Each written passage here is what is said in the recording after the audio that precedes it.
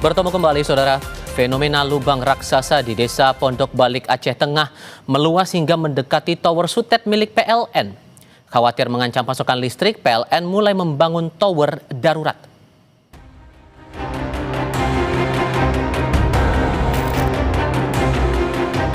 Puluhan petugas PLN bergerak cepat melakukan penyambungan kabel ke tower darurat. Langkah ini sebagai antisipasi gangguan jaringan listrik akibat semakin meluasnya lubang raksasa di Aceh Tengah yang kian mendekati tower sutet milik PLN. Selain tower darurat, PLN merelokasi tower sutet sejauh 150 meter menjauh dari area lubang raksasa. Selama proses pemindahan jaringan kelistrikan ini, listrik di Aceh Tengah dan Bener Meriah dipadamkan dari pukul 8 pagi hingga 4 sore selama beberapa hari. Ini sudah selesai pemasangan untuk tower daruratnya. Jadi tadi untuk secara kabel penghantar yang menyuplai arus listrik ke Takengon dan Bener Meriah itu sudah kita relokasi ke tower emergensi sehingga listrik masyarakat sudah terlayani dengan normal.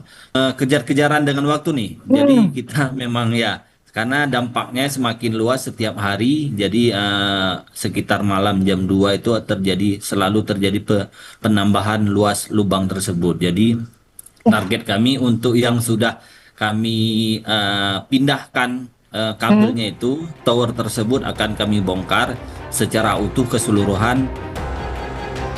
Kemunculan lubang raksasa menjadi sorotan di pertengahan Januari 2026. Awalnya, jarak lubang raksasa hanya sekitar 3 meter dari badan jalan. Hanya dalam 2 pekan, lubang raksasa itu meluas dan memakan badan jalan hingga tidak dapat dilalui kendaraan. Lubang raksasa ini memiliki kedalaman bervariasi. Di beberapa titik, kedalaman mencapai 100 meter. Sedangkan data per Januari 2026, luas area yang terdampak mencapai 27.000 meter persegi. Sejumlah antisipasi sudah dilakukan pemerintah daerah, mulai dari menutup akses jalan yang melalui lubang raksasa hingga merelokasi warga. Tim Liputan, Kompas TV.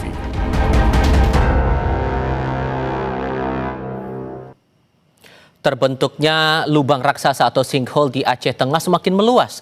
Tak hanya memakan badan jalan, tapi turut mengancam permukiman warga. Saya akan diskusikan fenomena terbentuknya lubang raksasa ini bersama Dwi Korita Karnawati, selaku Guru Besar Teknik Geologi dan Lingkungan Universitas Gadjah Mada. Bu Dwi, selamat pagi dengan Tifal, Bu. Selamat pagi Mas Tifal, Assalamualaikum warahmatullahi wabarakatuh. Waalaikumsalam warahmatullahi wabarakatuh. Terima kasih sudah bergabung, Bu. Membaca fenomena di Aceh Tengah ini, tepatkah kalau ini disebut sebagai lubang raksasa atau sinkhole, Bu? Atau Anda membaca ada fenomena lain, Bu? Kalau saya melihat dari video dan foto-foto gambar itu, ini nampaknya kok, mohon maaf, agak berbeda dengan sinkhole yang pernah ditemukan kalau nggak salah di Sumatera Barat dan di beberapa wilayah lainnya. Ini kan memanjang, Bapak. Itu dari video itu kan kelihatan. Iya. Jadi memang dalam, tapi dalamnya hanya sekitar 20-30 meter ya. Tidak sedalam sinkhole yang merupakan corong mulut masuknya sungai bawah tanah. Dan ini disebutnya sebagai apa ini, Bu? Seperti mahkota longsoran. Longsoran pada tanah pasir, itu saya lihat itu tanahnya seperti pasir dan atau batu pasir yang lapuk. Nah ini kan panjang, Mas. Itu memanjang. Itu kayak lembah alur galai atau sungai. Jadi ini ada semacam erosi menggogos ke arah mahkota, ke arah hulu. Jadi ini akan nampak jalannya itu bisa terpotong itu sebentar lagi. Jadi kenapa itu runtuh terus?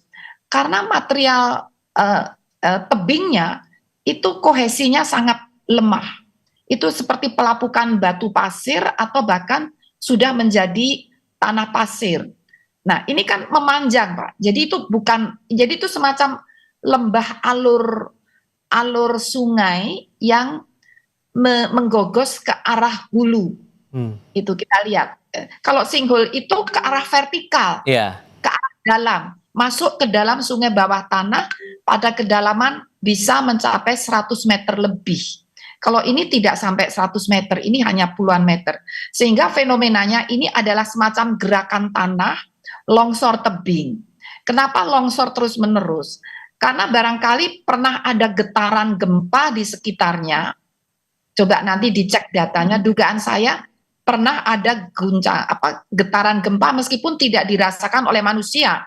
Tapi seismograf mencatat dan tanah ini tidak kohesinya sangat lemah sehingga mudah runtuh, dan jalan itu apakah sebelumnya ramai sering dilewati. Jadi ada getaran-getaran kendaraan atau mungkin ada alat berat. Jadi ini kayaknya meskipun tidak ada hujan, tapi getaran-getaran pada lereng itu bisa mengakibatkan longsor itu terjadi, dan ini nampaknya terus berkembang sehingga memang membahayakan. Itu masih terus bisa meluasnya tuh ke arah jalan itu kelihatannya. Melihat ini sudah memotong badan jalan, kalau Anda melihatnya sederhananya Bu, fenomena ini muncul sifatnya sama seperti sinkhole atau ya mahkota longsoran ini sifatnya karena faktor alam saja? Ini awalnya karena alam ya. Awalnya memang itu kan ada lembah panjang. Anda bisa melihat kayak parit alur sungai itu loh. Yang ini ya? Itu kan alam. Saya melihat polanya itu sepertinya alam. Coba nanti dicocokkan di lapangan, ditanyakan di sana. Sepertinya tidak sengaja digali, tapi itu menggogos sendiri karena getaran-getaran yang non alamiah itu bisa karena getaran kendaraan di jalan raya itu, yang alamiah karena getaran gempa. Gempanya tidak perlu dirasakan oleh manusia. Kadang hanya magnitudonya 4 atau 3,5, 3,4 yang manusia tidak peka untuk merasakan. Tapi bagi tebing itu tebing pasir sepertinya. Tebing pasir itu mudah runtuh. Ini kayak lembah sungai, Bapak, Mas Tifal. Ini seperti lembah alur sungai ini. Dan ini bisa meluas tidak hanya ke arah hulu, ke pinggir-pinggir itu juga bisa. Ke hulu itu ke arah atas, ke arah jalan itu hulu ya. Oke, sorry saya potong Bu. Kalau melihat fenomena ini biasanya muncul di daerah yang tipikal seperti apa dan terbilang cukup sering nggak sih fenomena semacam ini terjadi di beberapa daerah? Mohon maaf. Kalau sering rasanya tidak ya. Jadi termasuk agak langka. Nah ini lembah-lembah sungai nih nampaknya. Agak langka, namun erosi ke arah mahkota, ke arah hulu, itu sebetulnya proses alamiah yang biasa, normal, hanya kadang-kadang diperparah dengan usikan-usikan atau gangguan bisa oleh manusia karena getaran yang diciptakan manusia, atau bisa juga getaran alamiah seperti gempa bumi. Dan aktivitas itu lebih banyak kalau aktivitas yang datang dari manusia, Bu. Biasanya dalam bentuk apa? Kegiatan apa yang biasanya memicu bisa ujungnya seperti tadi? Nah, biasanya itu tadi mungkin kaki lerengnya pernah digali. Ya, entah sengaja entah tidak, kan orang kadang-kadang perlu memperluas lahan kemudian digali ya, dilakukan penggalian atau mau diambil pasirnya. Atau jangan-jangan itu dulu tempat penambangan pasir. Nah, itu juga perlu dicek. Kan pasir itu sangat dibutuhkan manusia untuk pembangunan. Barangkali pernah ada penambangan pasir ya. Nah, itu berarti manusia berpengaruh. Atau secara alamiah pun bisa terjadi. Hanya kalau alamiah, itu kecepatannya tidak tinggi. Nah, kecepatan itu menjadi cepat runtuh, itu biasanya awalnya dipicu oleh manusia. Jadi alam itu dipicu sekali saja oleh manusia. Dia akan efeknya itu berlanjut dan sulit direm. Padahal memicunya hanya sekali menggali. Tapi sekali runtuh, ini jalan terus runtuh. Juga tergantung jenis tanahnya. Oke. Jadi ada beberapa faktor memang. Dan ini kadar bahayanya menurut Anda antara sinkhole dan mahkota longsor ini sama bahayanya atau ada salah satu di antara itu yang lebih berbahaya menurut Anda, Bu? Kalau bahayanya sama, tapi mekanisme terjadinya bahaya berbeda. Kalau sinkhole itu kan kayak corong pintu masuk menuju alur sungai yang di bawah tanah. Jadi itu vertikal. Lurus ke bawah gitu ya, Bu? Ya, bahayanya apa? Kalau pintu itu tertimbun sedimen, tertutup, lalu di atasnya dibangun rumah, untuk hunian manusia kan nggak tahu, tiba-tiba bisa ambrol masuk ke bawah, kan juga bahaya. Nah, kalau ini bahayanya beda lagi, ini lebih kasat mata. Kalau sinkhole itu bahayanya kadang-kadang orang tidak tahu. Kalau ini kasat mata bisa dilihat, bahayanya ini terus bergerak ke arah jalan, dan ini kalau dibiarkan kan lahannya kan bisa habis tuh. Nah, bisa habis. Nah, kita mengalah, jalannya dipindahkan. Karena kalau itu diperkuat sebetulnya bisa ya secara rekayasa, serahkan kepada ahli geoteknik. Mereka punya ilmu, punya rekayasa untuk mengendalikan. Persoalannya, apakah teknologi untuk mengendalikan itu lebih murah dibandingkan jalan itu dipindah? Biayanya mana yang lebih besar? Karena kalau itu dikendalikan, tidak menjamin akan terus berhenti. Mungkin berhenti selama beberapa tahun, lalu jalan lagi, bisa saja. Sehingga perlu diteliti, dikaji oleh ahli geoteknik. Itu di Aceh ada Universitas Syah Kuala. Saya yakin banyak ahli teknik sipil, ahli geoteknik, ahli kebumian yang bisa mengkaji hal tersebut, atau bekerja sama dengan dinas yang PU ya, yang mengurusi tentang jalan itu ya. Penanggulangannya Demikian. menurut Anda apakah sifatnya sama, Bu, seperti penanganan sinkhole untuk memastikan areanya tidak semakin meluas lagi? Agak berbeda ya, karena mekanisme kejadiannya berbeda sekali. Kalau sinkhole itu benar-benar total alamiah ya, itu karena akibat pelarutan batu gamping ya pada bentang alam kars. Larut ya, jadi gamping itu kan kalau kena air hujan itu bereaksi dan bisa larut. Dan itu prosesnya udah terjadi ratusan, ribuan, bahkan bisa berpuluh-puluh tahun ya, ratusan ribuan tahun. Kalau ini kejadiannya hanya dalam jangka kehidupan manusia, tidak perlu ratusan tahun untuk menjadikan seperti ini. Begitu. Nah, Sehingga jadi, kalau kondisinya seperti ini, Bu, saya bisa katakan bahwa ini potensinya akan meluas kalau itu tidak ditangani segera, begitu ya, Bu ya? betul, akan meluas. Namun sebaiknya sebelum ditangani dipastikan dulu, diteliti dulu. Jadi begini, ahli geoteknik udah tahu apa yang dia harus lakukan. Itu kekuatan kestabilan lerengnya dengan kondisi tanahnya seperti itu diuji di lapangan, diuji di lab, apakah bisa diperkuat atau diperkuat. Ada banyak metode untuk memperkuat tebing lereng itu. Nah, agar tidak meluas, dan biaya untuk memperkuat agar tidak meluas ini perlu dibandingkan dengan biaya kalau memindahkan jalan itu. Jadi biasanya engineer kan bekerjanya begitu, membandingkan untuk mencegah apakah lebih murah daripada memindahkan. Oke, Gitu ya. kalau untuk Karena membandingkannya kalau atau dibiarkan jarak akan habis. aman ke permukiman, Bu, ini kira-kira ada nggak jarak aman yang rasanya bisa membuat warga tetap tidak khawatir begitu kalau kemudian sinkhole ini meluas? Kira-kira jarak amannya berapa jauh, Bu, dari titik mahkota longsoran itu? Wah, itu permukimannya ada di mana itu? Kurang lebih 1 kilometer gitu ya. Itu kayaknya masih cukup jauh ya. Itu sawah yang kemakan.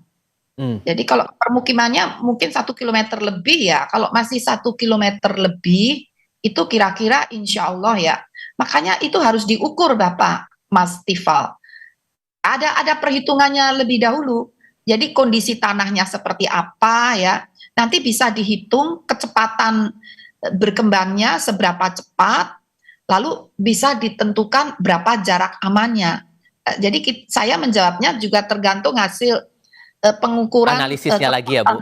Itu. Iya, demikian.